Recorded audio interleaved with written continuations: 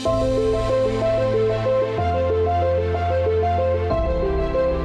good to see you. Welcome back, everyone. Today we are talking through 5 questions you need to answer before you retire. To design your ideal retirement, you need to start with a few specific questions. And if you're married, you really want to do this exercise together. So first question, when do you want to retire?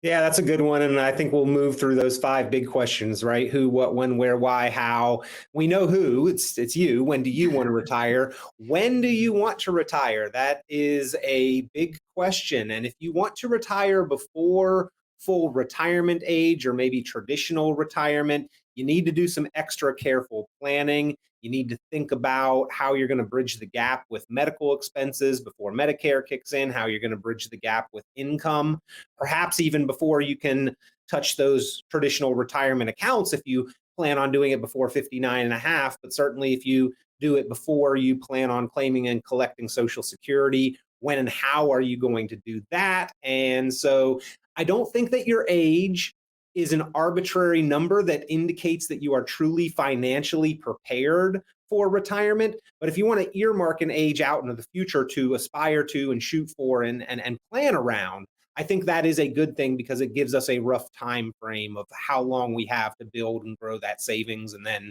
what we are going to need from that savings when we get there. Right, of course. And then moving through those W's, as you said, where do you want to live when you're retired? Cost of living can vary wildly.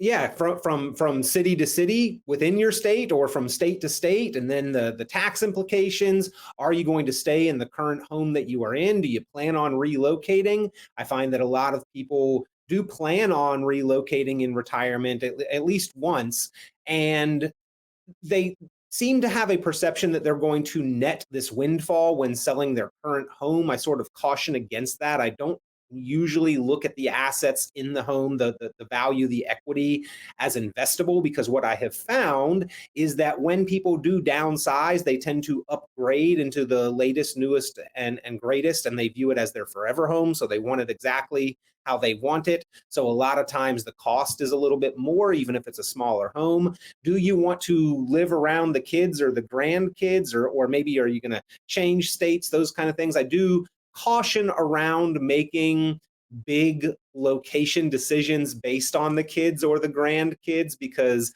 oftentimes kids and grandkids are in a more transient period in their life cycle and may take job opportunities that aren't right where they once were. So just be careful and cautious about making too big a financial type of decision based on relocating around kids or grandkids. Think through that one very carefully anyway. Right. Next, of course, how is your health? Keep in mind, healthcare is often your biggest expense in retirement. And then, of course, there's the costs of long-term care. The cost of long-term care can be a scary one. That's kind of the 600-pound gorilla in the room, if you would, that really anybody's financial plan needs to address this in one of a couple ways. Either we've got dollars earmarked off to the side that we're never going to touch, and that is our health care protection, or we've got some kind of linked benefits with life insurance and or annuities, or we've got traditional long-term care. But if we don't have those, the question is, who are we going to depend on, our family or the government? And nobody really wants to do either of those. So yeah, we've got a plan specifically. And even without the long-term care element, healthcare costs in retirement are typically, very often underestimated. I've seen stats and statistics on this that it can be in the neighborhood of several hundreds of thousands of dollars over the course of retirement that an average 65-year-old healthy couple pay just in premiums and deductibles and co-pays and routine doctor visits and such. So you add on the long-term care from there, and you threw a little calculator up there. Looking at the future of the potential cost of long-term care is scary. So we need to try to account for these potential costs as best we can, and it's got to be part of the retirement planning picture. Yeah, obviously it'll eat away all your savings if you don't have it as part of your plan. And of course, you need to determine how much your Social Security benefits could be. This could be one of the most important financial decisions you make in retirement. Sure, or how much they're not going to be, right? Is like Social Security does not account for everything that everybody spends in retirement. In fact, it's typically less than half of what people need to cover life expenses. And consider that Social Security was never meant to provide for a stable, secure, very confident lifestyle in retirement. It was intended to prevent poverty. And many, many years ago, perhaps it kept us just above the poverty line. The average Social Security check today, I don't know, goes as far. And when inflation happens, yes, Social Security receives a cost of living adjustment. But if my Social Security, for instance, is $2,000 a month and my cost of living is $4,000 a month, only half of my income received that cost of living adjustment. So I did not truly keep up with inflation. And then we look out at the Social Security Board of Trustees annual reports. Their most recent one stated that in 2033, Social Security only projects out to be able to pay 75 cents on the dollar of promised benefits. So how are they going to address that shortfall? So long and short of it, you need to make the most out of your personal individual Social Security. And the longer that you wait to claim and collect, all the way up until age 70, the more that you will receive. But how does that play in and coordinate with the rest of your financial and retirement picture? But certainly want to try to make the most out of that lifetime Social Security income benefit.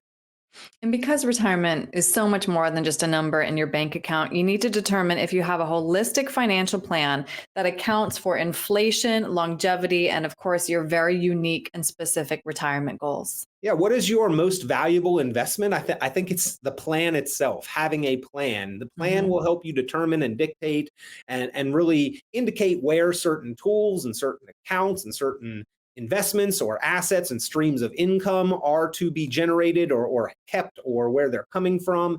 So the plan is really what brings everything all together cohesively, and coordinating things like Social Security income and withdrawals from investments or retirement accounts, and then tax planning, healthcare planning, legacy planning. So every financial plan, I think every individual should have a written plan for retirement specific to their circumstances and their goals and their timeline, their situation. But B, every one of those plans should address at least 5 high-level items, which are income, investments, taxes, healthcare, legacy. There are a lot of subcategories under each one of those, but if your plan does not address all of those, then you could be missing a large part of the retirement picture. And during our working career, a lot of us have a plan that addresses investments, which is the most important thing, because income and taxes and healthcare are often sort of taken care of with our paycheck.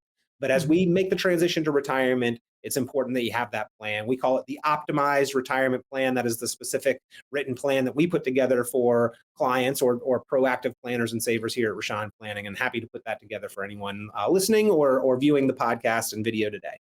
All right. Well, again, this is a fun exercise, but also an important exercise to walk through, especially, again, if you're married, to have this conversation early. Peter, if somebody would like to talk through these questions with you, how can they reach you? Give us a call at Richon Planning, 919-300-5886, 919-300-5886. You can also visit online. Looks like richonplanning.com. It's richonplanning.com. You could email me, peter@richonplanning.com. However you'd like to be in touch, but get that plan put together. Help answer these 5 questions, and it's super beneficial to do that before you retire, not waiting until the day after. Absolutely. Peter, thanks so much for your time today. Always a pleasure, Erin. Thank you.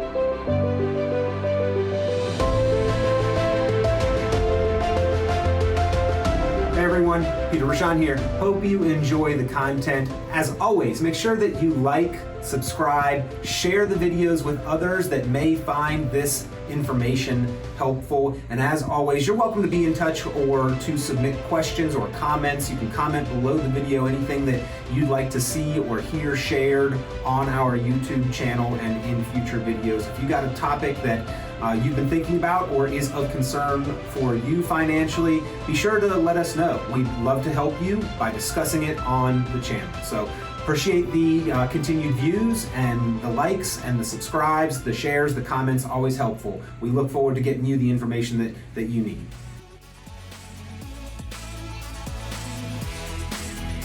This has been Planning Matters Radio.